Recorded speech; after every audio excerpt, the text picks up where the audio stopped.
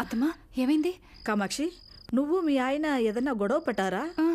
లేదు, ఏడుపు శబ్దం వినిపిస్తేను. అదేం లేదే, హాయిగా నిద్రపోతున్నావు. సరే, నువ్వు వెళ్ళి పడుకో. ఏమైంది అత్తమ్మా? ఏం కాలేదు, నువ్వు వెళ్ళి పడుకోమా. పో.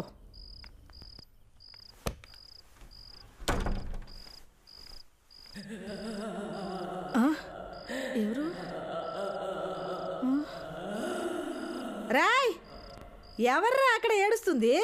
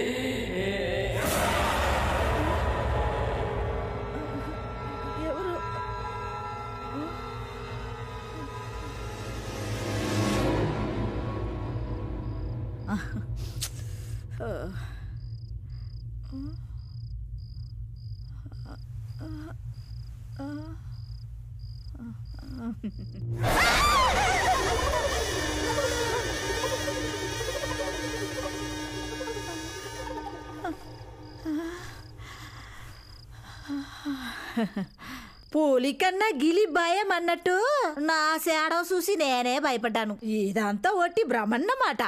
దయ్యం లేదు, భూతం లేదు, ఇవన్నీ మన ఇంట్లో ఉండవు. నేనే పెద్ద భూతం. లేదు, ఎవరు?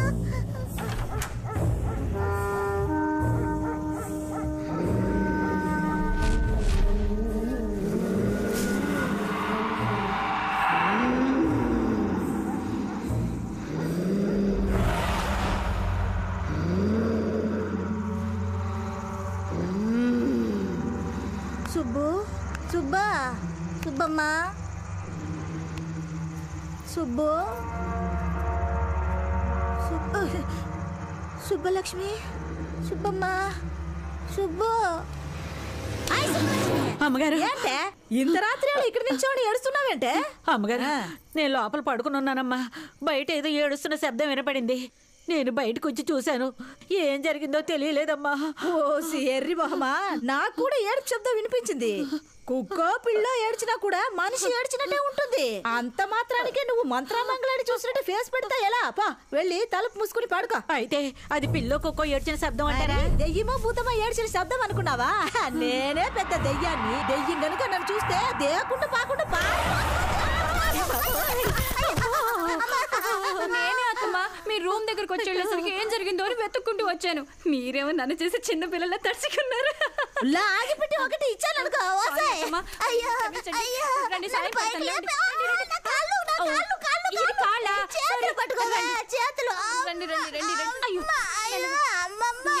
అంత గట్టిగా అరిచారు. ఈ తంటంతా దీని వల్ల చూడు, బలిలాగా ఎలా ఖర్చుపోయిందో. దీనికేదో దెయ్యం కనపడిందట. ఆపవే, నీ గావు గెక్కి వాడు గాలిలో దూసుకొస్తాడు. నేను బతికిపోయాను. ఏంటి సంటాడా, భయపడ్డావా? అవునుదినా, ఎవరో దయ్యం అని గట్టిగా అరిచారు. ఎవరో కాదు నేనే. బరువుగా ఉన్నావు కాస్త. నువ్వా? సారీ వదినా. అందుకే నేను కింద కూర్చున్నాను. దించిన కాలు చంపేశాను ఎదవా. మరిది గారు, వంట ఆవిడ నడుము బాగా పెద్దది ట్రై చేస్తారా?